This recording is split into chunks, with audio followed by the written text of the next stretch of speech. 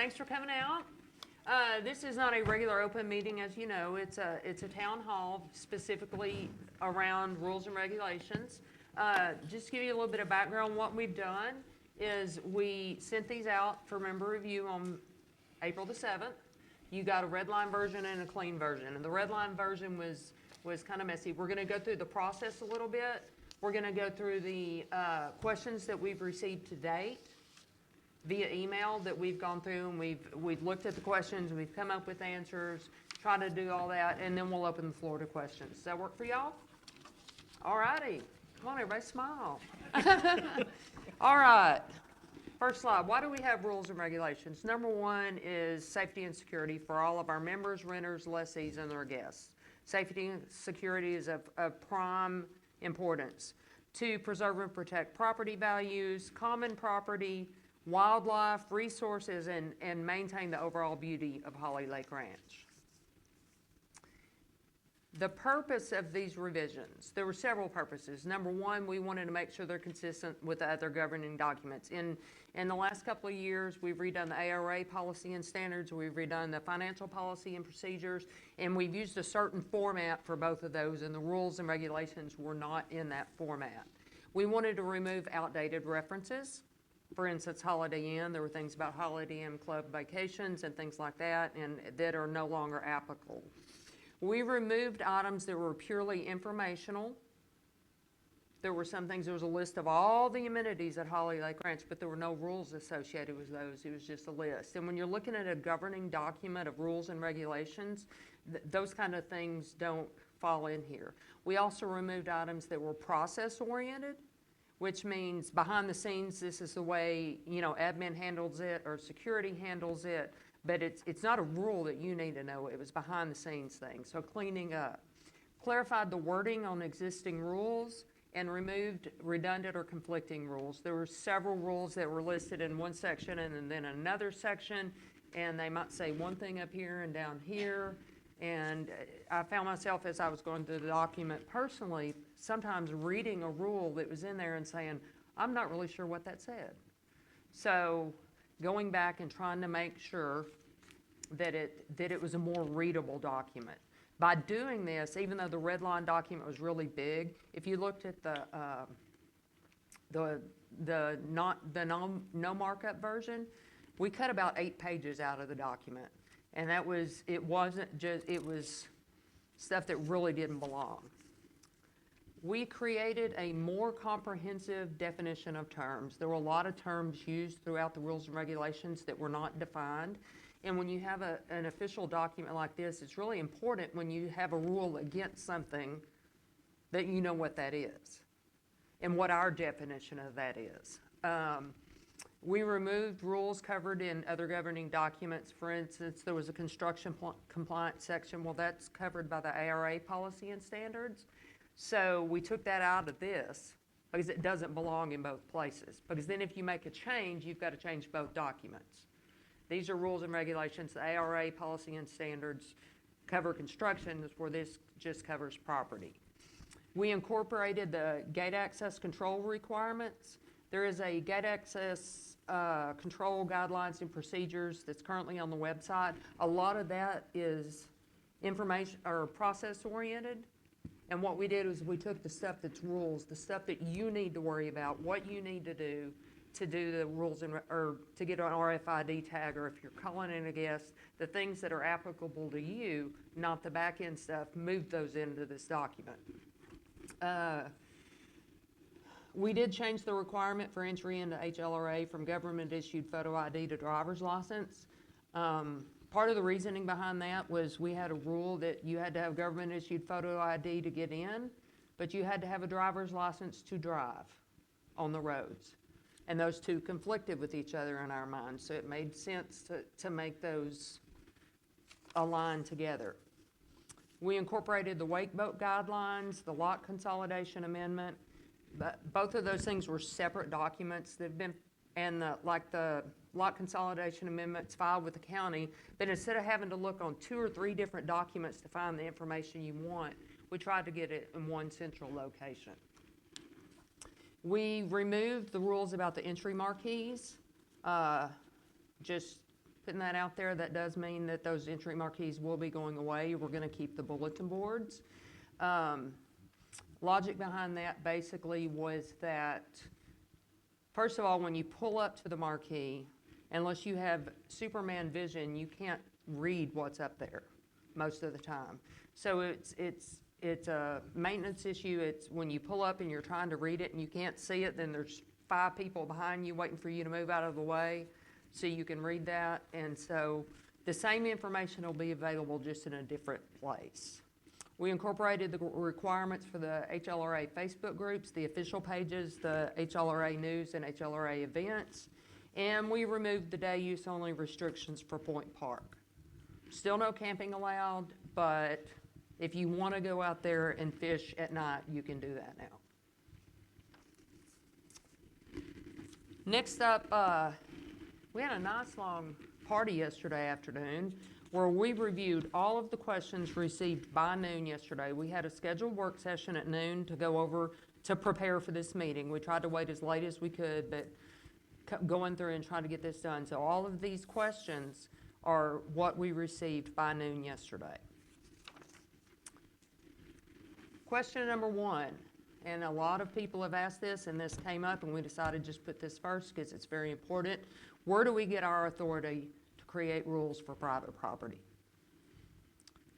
The answer is twofold. The subdivision restrictions, I'm not reading this word for word, I'm just going through it. Y'all can read. This is more of a guideline. It's going to be published afterwards for those that can't be here.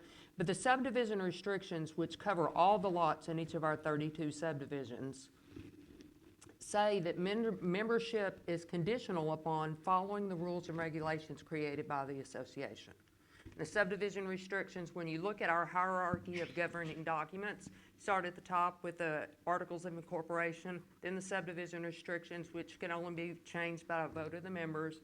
Then you have your bylaws, your rules and regulations. So the subdivision restriction are the top other than the Articles of Incorporation. And they tell us that we can set rules and regulations for private property. And that our bylaws also say in Article 9, Section 4, that the board has the authority to promulgate, it's a big word, I wouldn't use that one, but I'm not a lawyer, so rules and regulations. So that's where our authority comes from. This was one of the first emails we got. Is it the board's intention to eliminate the present grandfathered lot status?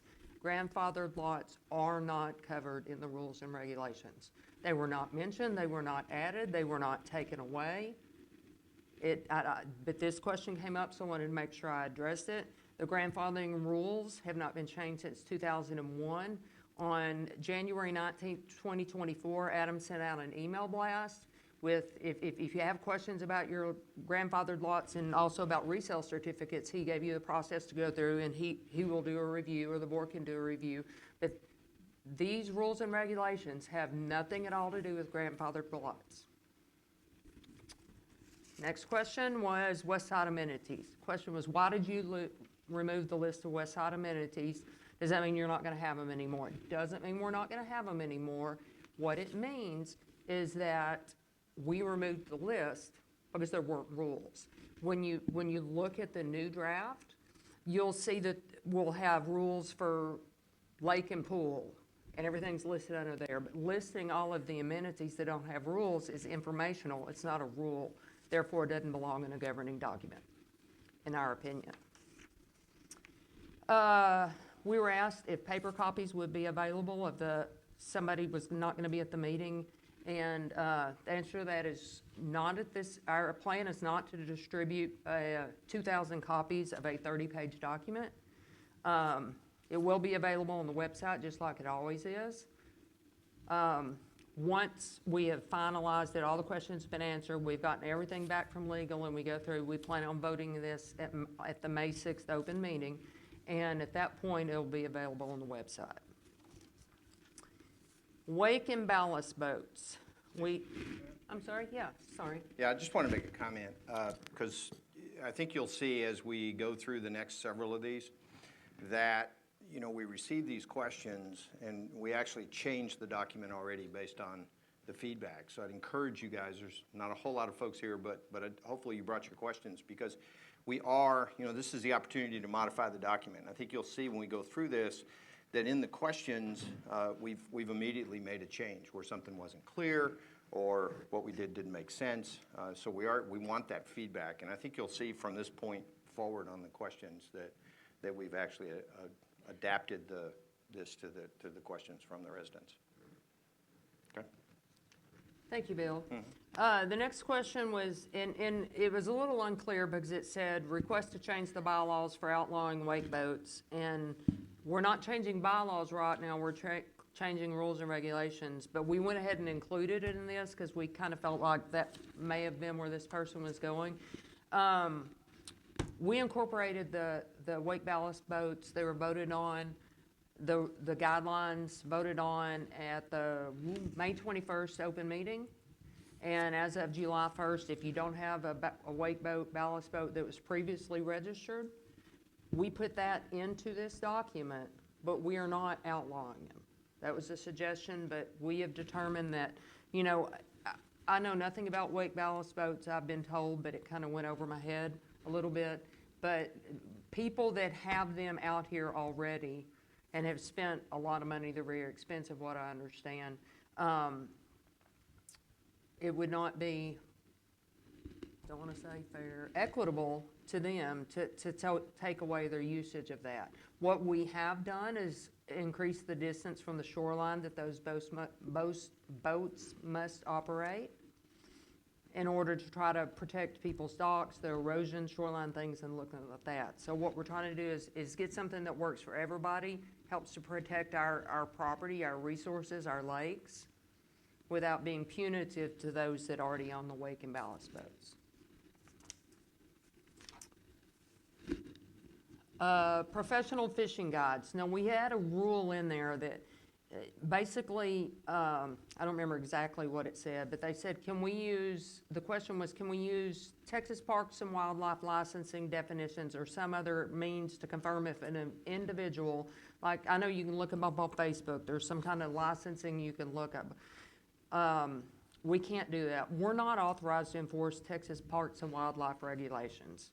And it's not practical if somebody pulls up in a boat to ask our security staff to look this person up on Facebook or whatever to try to figure that out. But what we did is we revised the rule, and when I say we revised, I always put the section number and what we revised it to.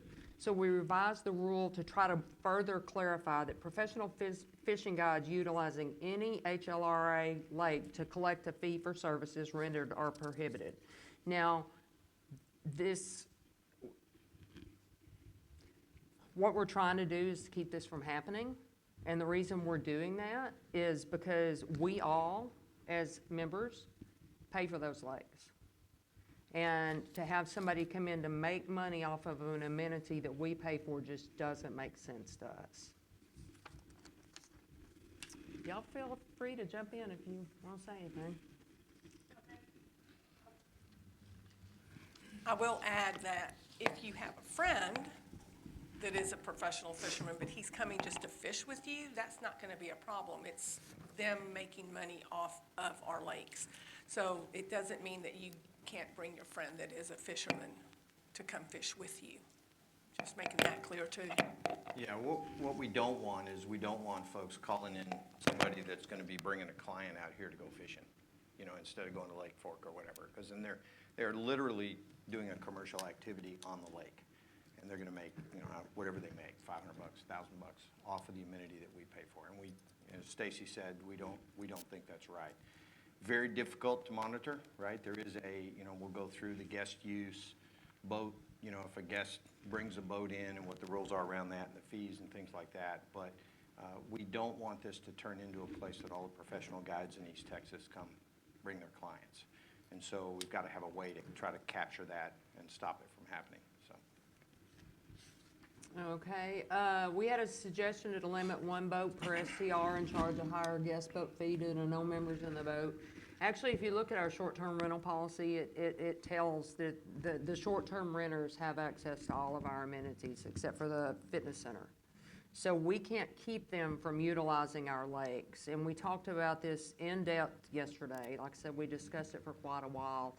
And treating them differently than we treat our members. They're already paying, the owner is paying the dues, just like we are. And if the owner's out here, they're not out here. So we felt it would be, we can't charge a higher fee because we thought that would be discriminatory. We had a suggestion for no tournaments on HLRA lakes. Yes.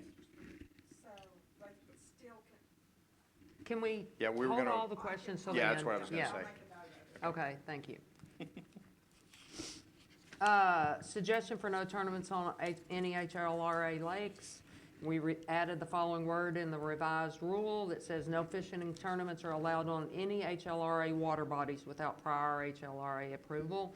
And that, because we do have a kids fishing tournament in the spring, and if we said no fishing tournaments at all, then we wouldn't be able to do that because we don't break our own rules.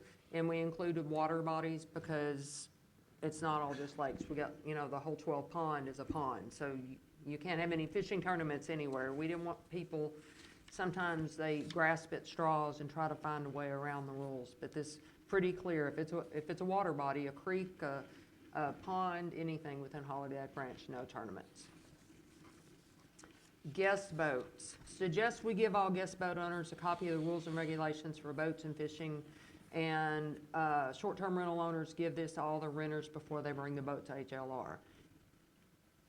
It is a requirement in the short-term rental policy that the short-term rental owner provides the renter, the short-term renter, a copy of all of the governing documents, bylaws, rules and regulations, everything like that before they do that.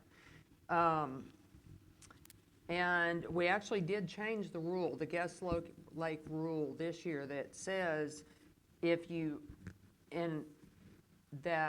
have to accompany your guest on the boat or being in the vicinity. If you're on kayaks or in a canoe or whatever, and it's a one-seater kayak, you don't have to be on that kayak with them because it might sink.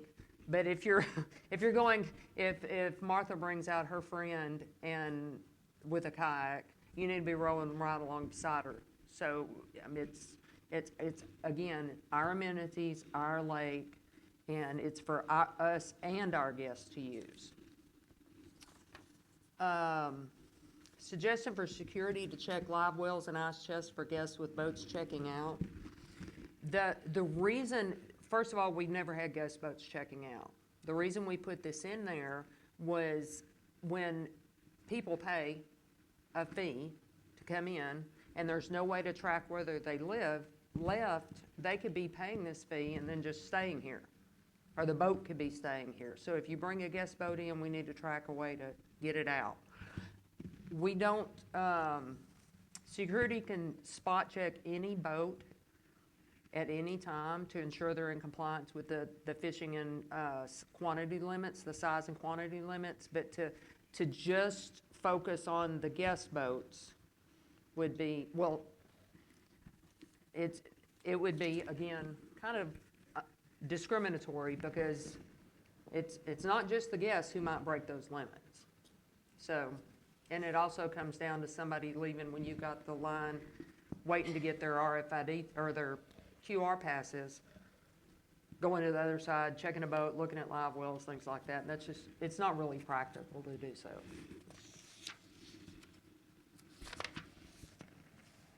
Suggest a daily use fee instead of a 3-day fee with a higher rate. The current draft does say that we are changing it to a daily use fee. The amount is in a different document. It's the Covenant Enforcement Fining Policy and Fee Schedule. We have that at legal right now going under legal review. I can't tell you exactly what we changed it to because it's at legal for legal review and we like to wait to disseminate that information, but we are changing it. What we want this lake, again, going back to the same thing, protect our lakes for the people that live here and that pay for those lakes. Right, and just to comment, it was pretty easy to, especially where it was before, 3 days at $50, right? So you could pretty much just call in anybody to come out here and go fishing on the lakes. And so, the daily fee obviously is going to increase that. over what it would be over 3 days. But we want to make sure that the lakes are for the members, and certainly your guests that come in. What we don't want is calling in all the bass fishermen or all the whatever and fill up the lake. These lakes are not that big, especially, Greenbrier. The more boats we got them in the summer, the less safe it is. So just calling folks in, we're trying to at least keep that somewhat down. All right. We had a suggestion to have a sticker on any member-owned boat or trailer. This has come up just about every year I've been on the board for the last 3.5 years. We're gonna earmark the future feasibility of that. In the past, it's been kind of hard because not everybody has a registration for their boat. Doesn't mean, if you, depend on what kind of boat you have. So proving, there's a lot of logistics into it. But if that were something that we were able to put in here, that's more of a process, not necessarily a rule, if that makes sense. And if it came to it and we decided that we wanted to do that and it is feasible and we needed to make a rule about it, we can do an amendment as opposed to rewriting this whole document. Because I'm not in the mood to do that anytime soon. Yeah, just to comment on that one, for the boats that go in and out, it'd be nice for security to be able to look at it and go, oh, there's a Holly Lake Ranch tag on it, and that all makes sense. But there's a lot of boats that never go out, right? They're sitting on the lake, on the dock, whatever. So if we went through a register them all, it'll be more than maybe the obvious 20 boats that come in and out, that kind of thing. So that's why we got to really take a look at it and make sure that this is something we can do and how it works. We had a question from a kayaker, I think, suggesting adding motorized to the 200-foot watercraft requirement. When we initially wrote it, we said you have to remain 200 feet from the shoreline unless you're at a slow idle speed. And in my mind, that would include any non-motorized boats. But we went and added the word motorized in just to clarify that a little further. Like I said, we want this to be easy to read, easy to understand, so people don't look at it and say, well, I don't know what that means. Who am I going to call? Noise nuisances, we have a list of things. Stacy, real Yeah. quick, I'm just going to add to this watercraft situation. Kayakers tend to hug the shoreline as well because we do not want to be out in the middle of the lake with a big old boat.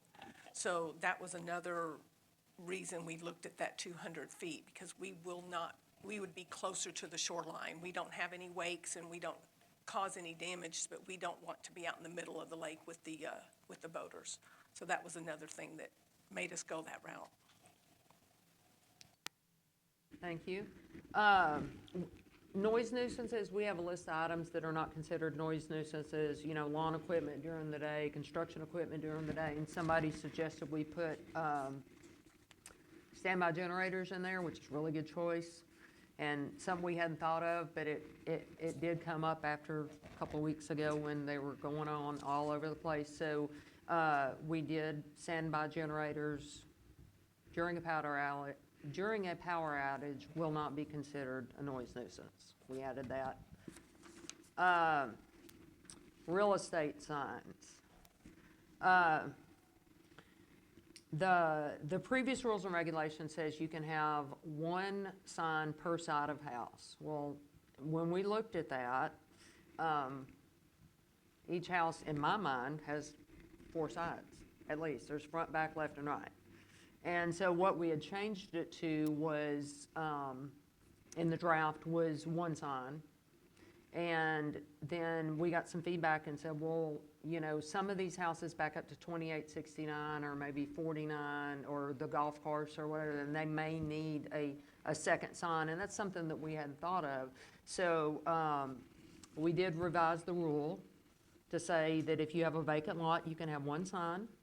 For lots with a dwelling, 2 signs, 1 in front, 1 in back.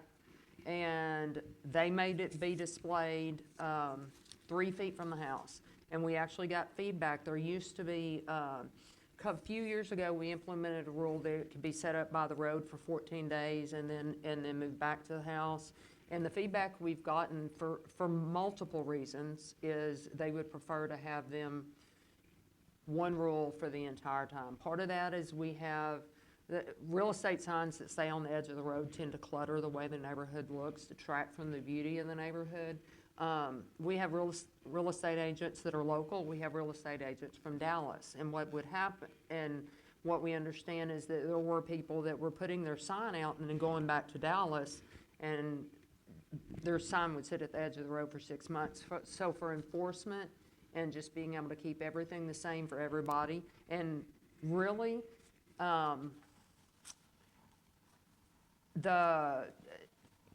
you're not supposed to be just driving around out here looking for sale signs unless you live here. You have to, if you come out here with a realtor, you're supposed to be accompanied by that realtor. So having the sign out there will help you find the houses a little bit. But if you're driving the speed limit, 25 or under, then you probably don't have signs. We did make an exception for houses. There are some houses that sit so far back from the road and have very long driveways or whatever, that it can be placed more than 3 feet from the house if you can't see it, if you can't physically see the house from the road, but it'll just be at the first available spot that it's visible from the road. There was the previous rules, and we copied this on over, said that, or it might have been the ABDI guidelines. Anyway, it said that the realtors are called in by, or didn't say they're called in by a member. It said they're put in by, under a member's account. And after we put that out there, we got some calls, and I found out that the process has changed since then. And what we're actually doing is when a realtor comes in, because a realtor may be showing 8 houses, and if they're showing Carrie's house, and then they go to the next house and they called in to Carrie's because she's first, and then they get a speeding ticket, she's responsible, since that was who she called in on. So they have a separate way of handling that. So we just removed the draft rule that said that's called into the member's account. Domesticated animals. They asked why we removed the term domestic animals running large and just focus on dogs. The short and sweet answer on that is we have a facility out here, the Holly Lake Ranch Dog Shelter, that will take dogs found running at large on the ranch. We don't have a facility for cats. We don't have a facility for rats or parrots, or we don't have a, so basically, and Wood County won't take them. And so unless, they won't take an animal unless it's vicious. So if we have a rule in here that says you can't let your cat run around outside, but we don't have anywhere to take it when we pick it up, then Jerry's gonna have a bunch of officers running around with a bunch of cats in the pickup trucks, and that's not gonna be a lot of fun. So basically, we took it out because there's nothing we can do about it. And having a rule in here, what I've seen is most of the cats that I've seen in walking across my patio and using my patio furniture for a litter box don't belong to anybody. They just, people feed them. They go from house to house to house. So a lot of those are feral cats, and you can't enforce anything. And again, if we don't want a rule that we can't do anything about, and that's why we did that. Specialized personal signs. Last question that we received before this is, the new rule says personal signs cannot exceed 4 by 4. Will there be any exceptions to that rule? And is it predicated on 16 square feet? The short and sweet answer to that is that rule has been in place since January of 2014. So there's not really any exceptions based on anything, but it wasn't a new rule basically. So I think it was just, with the red line version, it was kind of hard to tell what was new and what wasn't new. And it is based on length and width, not square feet. Because if we said 16 square feet, we thought, well, what are all the possibilities? Well, if somebody had a 16-foot wide by 1 foot tall, that would not be a very attractive sign. Or even 32 feet by half a foot, that would not be a very attractive sign. So that's what we determined. That's all the questions we've received. I'm going to take a breath. So just a comment, we did, Stacy mentioned that this was all of the questions we received up to, when we started working on them and putting them in the PowerPoint deck here. We did receive a few after that, and those will be answered. They're just not addressed here today, and anything that we address, we can get out to you guys, along with this deck and everything for you guys to consider. So are we ready for questions? All right. Now, If you'll state your name and section number. Martha Burke, Section 5. I have 3 or 4, but they're all about the watercraft. Sure. So, first one is, so I had a question about multiple boats per STR, and you said there were rules and regs, and bad on me, I didn't go look in the STR rules and regs. Do we have a limit for the number of boats that It they can does have? not. The STR rules, I could not find that in there. What it says is they have access, if they rent it out, they have the same access to the amenities that we do. Because we were kind of looking over at the lake, and there were multiple boats listed to the same STR, and that's why I thought that might be an issue. When you say listed, what do you mean? The little, Listed. I'm sorry, I snooped. That's okay. On the windshield and the Oh. little pink slip, they had the same address, and there were Oh, multiple I got boats you, in the with parking lot. in the parking lot. Okay, I Yes, got you. I was over there snooping. That's I was- fair. I was spying. I just wanted to tell you, that in the very beginning, when we set up the $50 fee, there, we did have stickers, because my husband still has the sticker on his trailer and on his boat. And almost everybody that fishes with him, still has their sticker on their boat. If they have that boat, they have their sticker on their boat and the sticker on the trailer. So it worked. It was just nobody wanted to keep doing it, but it does work, and it's easy to do. They just went over, registered their boat with security, just like they did with the RFID tags. And like I said, his is still there, so I don't think that's a problem. I really hope y'all pursue that. And the reason that there would be no list kept of professional fishermen that you kind of accumulate is because of the rule that the resident must be in the boat with that person, correct? Would that be the reason? Well, I think one of the issues is, let's say a boat comes through security, right? I mean, they'd be sitting there trying to figure out if they're a professional fishing guide, if I understand your Well, question. we know of at least 2 or 3, because we were spying, that professional guides that were hired by residents, and they were out on our lake with their forward-facing sonar and fishing, and 2 of the guys made videos of our lake. Look what I caught. He didn't name the lake, thank goodness. Best kept secret in East Texas, right? Right, best kept secret Yeah. in East Texas, and there was another, and that's the problem. They paid those guys, so he's a homeowner, and that one guy makes $2,000 a trip, and he paid him $2,000 for the day to come out and teach him a forward-facing sonar. That's a problem, and that's why I say you should have a list, and you shouldn't, if you're gonna say they can't come on the lake and conduct business, then you've got to have some kind of something. Look, I don't want them there either, so Yeah. I'm with you on that. The challenge, I think, and we can talk through this, right? But the challenge is that the member calls his buddy, the fishing guide, and says, hey, Bob, I want to go fishing tomorrow, right? Why don't you bring your boat out? They pay the guest use fee. And, how do you tell them, no, you're a professional guy as opposed to your buddy? I mean, I think there's challenges with it. Well, I do know, this did not happen to me personally, but very reliable. Josh Jones was one of these guys, and he makes $2,000 a trip. Someone that I know saw him at the Bassmasters in Fort Worth and talked to him, and he said that he was out here for 6 days fishing, didn't have the homeowner in the boat the whole time, and that he has lots of video that he was thinking about putting out, and the person said, I live there, please don't put that out. So Interesting. I don't think he will do that, but the thing was, I know that he paid the first one. He got caught on the second 3 days and didn't pay and got a ticket.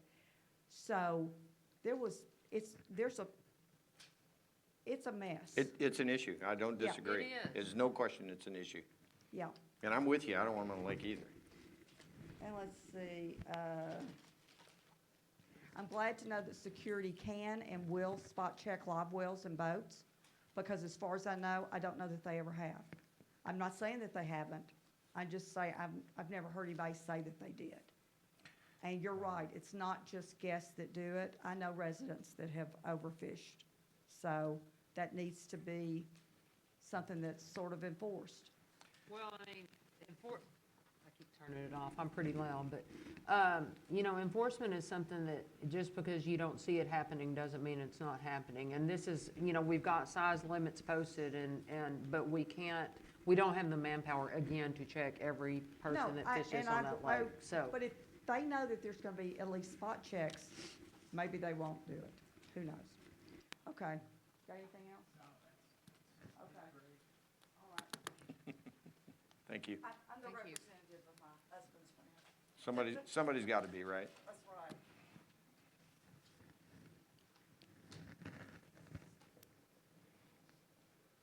Hi, y'all. Hi, Pam. Hi. Pam Schmidt, Section 4. Had a question about the 4x4 sign. Does that apply to, how people put signs, this is my house, Schmidt House, whatever? Does it apply to that, or does it apply to real estate signs? Does it apply to election signs? I didn't know That if was there was a difference. personal specialized signs, which are the signs that people say, the Finks live here, or, Pam and Keith live here, or Yeah. whatever they say. It's those that are meant to be permanent, Okay, not real estate signs. Real estate signs, Okay. and I, it's in another area. yeah, they're in a, Okay. they're in the same section, just under a separate subsection. Well, your example of a long, thin sign, I actually know where there's one, and it's really kind of nice, but it's there. I don't know if it's the square foot meets the square feet or not, but it's not a 4x4. It is a sign that, it's kind of neat. So I Well, didn't know if and- that's why I didn't know, does that gonna make that sign non-conforming? Well, our goal the reason we put that question up there was because somebody asked it. Okay. That rule did not change. I can't speak for Jerry and his officers, but I don't think they're walking around with tape measures. They got a lot more to work with, so, Do you have to get a permit to get the sign, or do you just put it up? no, you just put it up. So, yeah, that's a pretty big risk, because if you go out and get this really nice sign, and then now it doesn't, you get cited for it, I don't know, Well- you might should have, even if it doesn't, there's no fee permit, but just to make sure that we're staying in compliance, I don't know. Just, huh? And then it doesn't say anything. Oh, and, well, I don't know, but that might be censorship, but. Well, there Anyway, are some rules around that. Yeah, Yeah, that was it. Just wanted okay, Okay, good. thank you. Thank you, Pam.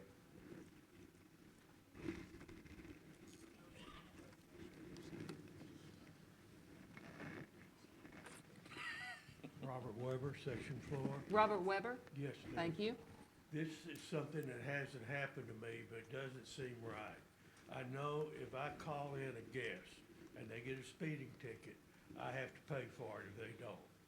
But it seems to me like if I call XYZ Plumbing in and they get a ticket, I shouldn't have to pay for that, because all you have to do is shut them out and they'll pay it.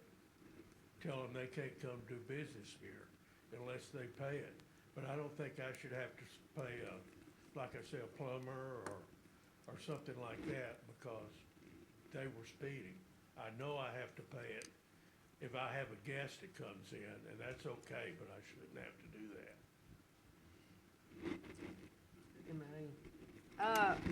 We've gone round and round, like I said, I've been on the board for 3.5 years now, and we've gone around and round about that before.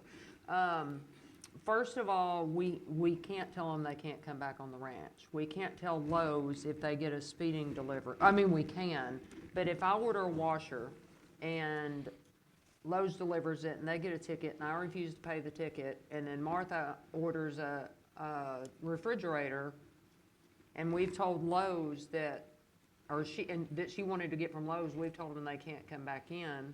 Or Martha needs her pipes fixed, we can't tell them they can't come back in. What we have seen to be very effective is really, I mean, I don't know how often that happens, but if we don't hold our contractors responsible that we call in, then how do we hold our members responsible? I mean, and people have said this to me, well, if the contractors don't have to pay their tickets, then why would I have to pay mine? And it's a balancing act we have to have. Somebody ultimately has to be held responsible. What I've seen is most of the time, once people come in and generally what I've seen when this happens is they'll come in, appeal the citation, we give them extra time, try to work it out, make a few phone calls. I know my parents, somebody that visited their house, and I don't remember what he was doing, didn't pay their ticket, and they, there are ways, it's more effective for the member, the homeowner to get in touch. They're gonna listen to them a lot more than they're gonna listen to us. Well, the other thing I would say is that if we said somebody couldn't come in because they were, on this list of somebody that didn't pay their ticket before, then we're basically denying somebody else's guest entry with their authorization, right, for another member. And so I think it's a challenge. The other thing I think with a lot of these contractors is they don't drive necessarily a bus that's got their name on the outside. It's a guy in a white truck or something, right? And so I don't know really how security would manage keeping track of those folks. I think it'd be a challenge. I hear what you're saying. I'd rather they be responsible for it, but I think it'd be very difficult to manage it. And I think if we told somebody they couldn't come in and somebody else had a plumbing leak and they had called that plumber and we said, well, you didn't pay, Joe's bill. So, then how do we explain that to the other member? I think it becomes hard to work. But hopefully that doesn't happen too much. I don't know how often that happens. And I'll add what I do with my contractors, even my friends, or even somebody coming to pick something up at my house, I let them know there is a 25-mile-an-hour rule. It is enforced. It's radar enforced. And if you get a ticket, I'm going to come after you. So, I mean, I just let them know up front that they need to be careful and mindful of that. That way, that's what's in their head. Oh, I've got to make sure that I don't speed. So I've not ever, knock on wood, have had anybody speeding because I try to give that information ahead of time. And it's on their paper QR code. I say every guest I invite in, I warn them. But what I was saying is the contractors, I just figure you could lock ABC Plumbing from coming through the door, and they would pay it, because they wouldn't want to lose the business out here. We can't do that. Okay. I will tell you that I've heard of people's contractors getting them, and they've pretty much, they pay for them because they do want to come back in, and they don't want to be slammed on I would think Facebook so. or that they, that they didn't pay their ticket. I think it's less than we think.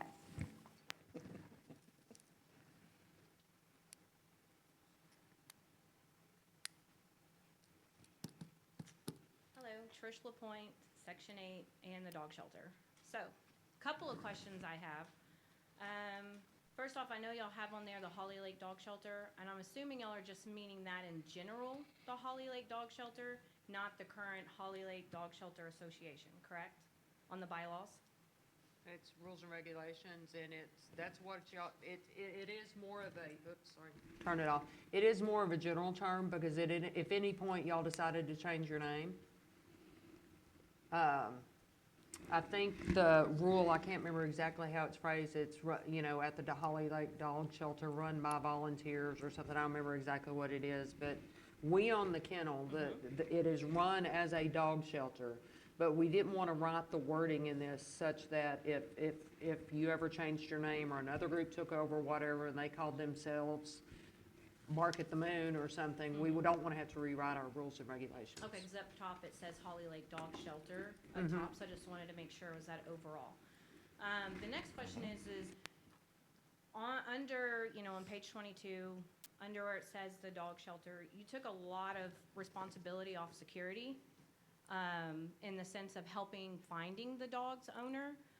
Before, and on there, it pretty much said that security picks up the dog, security will check it for chips, security will reach out to them, they will hold the dog, et cetera, et cetera. Well, now all that's off, and it's just said if they can't can't find the dog's owner, and when you kind of read it, as being running the dog shelter, it looks at if they pick up a dog and they don't immediately see a tag or it's not chipped, they're automatically turning it over to the kennel or the dog shelter.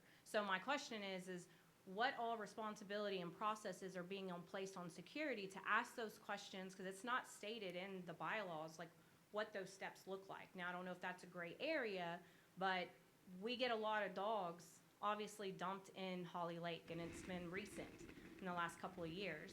So our first line of defense is security. So if security can't ask these questions and deny and just, so since y'all took all that out, and now it's not on them anymore, it almost seems like it's on the shelter now, which we are not equipped, the building is not equipped to do what we do. Okay, that's a pretty easy Yeah. answer. At the very beginning of the presentation, remember how I said we're taking out things that are process-oriented and leaving in rules that apply to the homeowners? Those processes are internal processes to security. Okay. The things that are left in there are the things that we felt a member needs to know. Your dog needs to be tagged and chipped, all that stuff. We didn't, the internal processes of what Jerry and his team actually do, it really doesn't matter to Craig Fink what those processes are. What he needs to know is security's gonna pick up your dog, it's gonna end up at the shelter if they can't find you.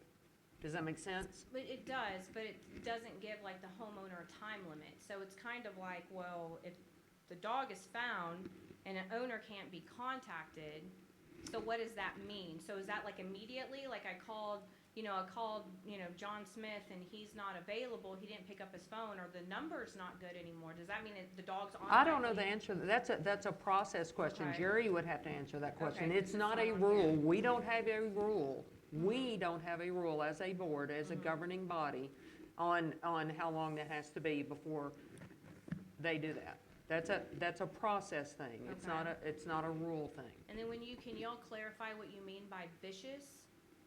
It's defined in the definition of terms, if it's a dog that attacks another person or animal with or without provocation. Okay, so what if a dog is out scared, security goes to pick the dog up, the dog doesn't know who it is and whether force is being used or not, and the dog is being, it feels attacked, and so they retaliate back. Would y'all classify that as vicious and that dog needs to be removed and sent to Wood County to, Again, that part is not a new rule. okay, So, and my thought on that is, there have been times when people have been bitten by shelter dogs or other dogs out here, and we don't want to assume the liability for that. I can't answer you what Jerry would do if somebody, if he's picking up a dog and somebody bites him, but that wasn't a new rule. so for anything really dog-related, we need to work closely with security, is what you're saying. So bylaws is just saying, hey,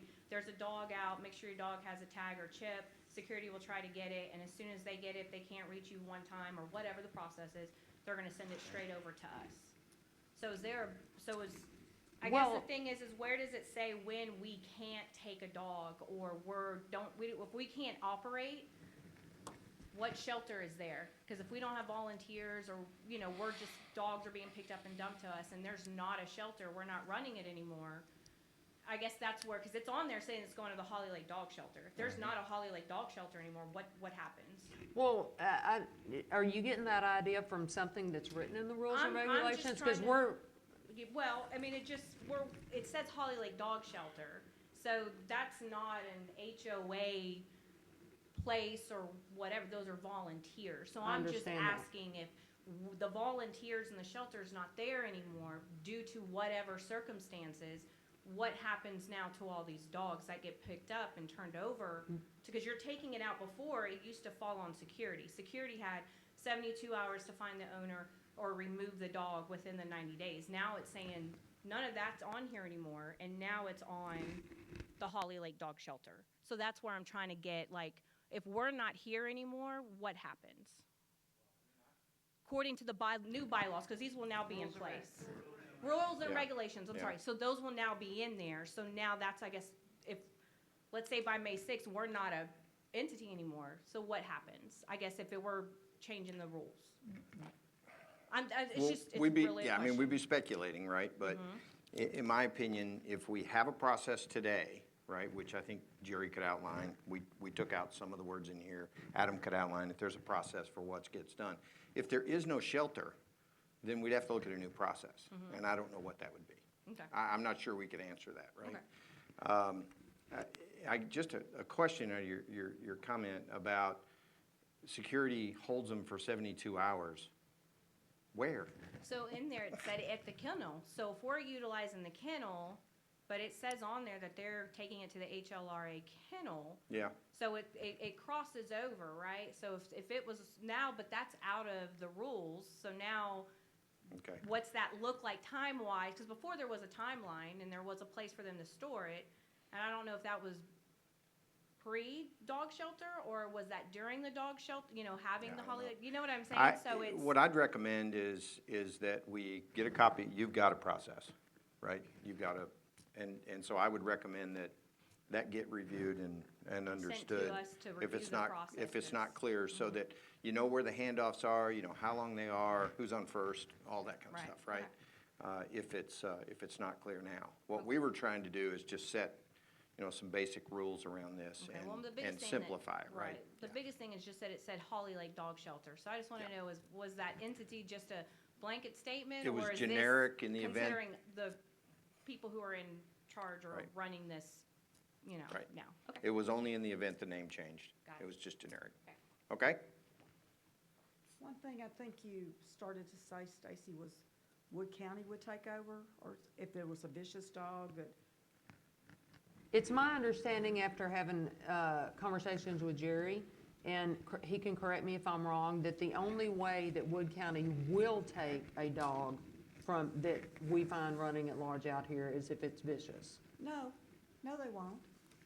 The dog that attacked my husband, they came out and told us, we don't have a place Really? to put him. We have no place to put him. Well, So I'm that's sorry not- I was wrong. That's what Yeah. I was told. Wood County has no, unless they've got a facility in the last 6 months, they have no facilities. They They have, do? yeah. Okay. It's, since, I think, mid-summer, it's right behind the. Okay, because that's new, because when the deputy sheriff came out, he said, I can't help you, we don't have a facility. They do now. They Okay, do. well, that's good to know next time he gets attacked by a dog. Well, let's just hope that doesn't happen. Yeah. I know. You need to be nicer to those dogs. They take dog biscuits from him, but they were just mad that day. Well, Guess he didn't get them quick enough. I know. All right. Next? Other questions? My name's Bill Taylor, Section 4. I've lived here for 20 years. I don't know if there was a rule on Holly Lake Yeah. didn't know if there was a rule on Holly Lake on boats having larger than a 10-horse motor on them. That's actually in the subdivision restrictions, which, like I said, are way above this document. Subdivision restrictions say that you can't have anything greater than 10 horsepower in Holly Lake. Horsepower. What's your question? My question is, it's never been enforced, because I've been fishing out here for 20 years, and I've slowly motored my boat up the lake, Mm-hmm. and I just saw that in there and had a Yeah, question. it's definitely in the subdivision restrictions, and there are people, I fish this lake a fair bit, and they'll put their boats in here. I guess you're one of them, right? Right. The bigger boats, and most people don't run those motors other than getting them on and off the trailer, right? And they'll run their trolling motor kind of thing, but Okay. yeah. The other problem that I have is if someone brings a friend of mine comes down and comes on, wants to stay at my property, not fish at Holly Lake, there's no way to not pay a fee even though they're not using the lake, Not pay a fee for what? for coming on to park their boat on my property and then we go somewhere else and fish. The way the rule's written, if you bring your guest boat in, you'll pay the fee per day. Well, I have a Is problem that your question? If I bring it in, park it over there on the grass and don't put it in the water, Yes, is there a way around it? yes. No. Well, I think that needs to be addressed somehow. I know it'd be difficult with all the things that are going on with the Challenge is, how do you monitor? Do you follow them home and I don't know. I don't know how you'd administer it. Well, I hear what you're saying, but though. I have one of the old stickers on my trailer in my boat. And a couple of weeks ago, they started doing the thing with the proof of ownership. And the first time I came in, they said, proof of ownership. I said, what are you talking about? Yep. You know, we went through that, and Yeah. now they're asking. And I don't like the thing where they do the body cam and ask you who you are. I'll give them a driver's license and all this stuff, but it's intrusive to me to think that they have to take a body cam of me to. I think you were out here when I was here the other day, because I heard you say that, down on the dock. Yep. Yeah, I don't like that. Yeah. I don't know what the policy is, the process. Well, I came in and told Yeah. security the other day I had a guest, Right, and to register a guest, to come in, I gave him my name and right. address and thing. And then I said, also, I have a boat. And he said, oh, I have to turn on my body camera.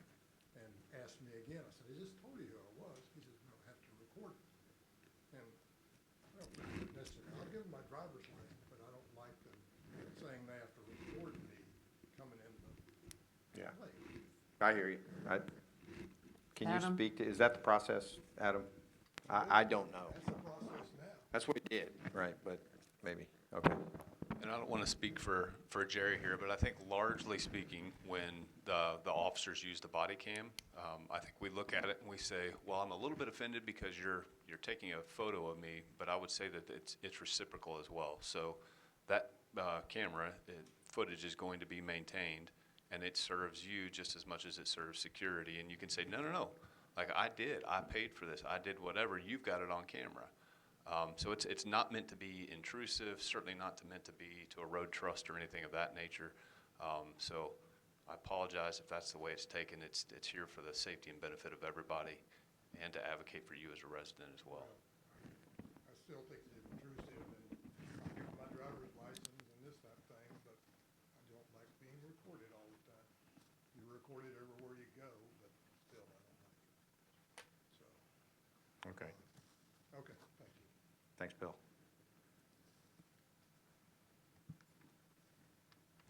Anybody else?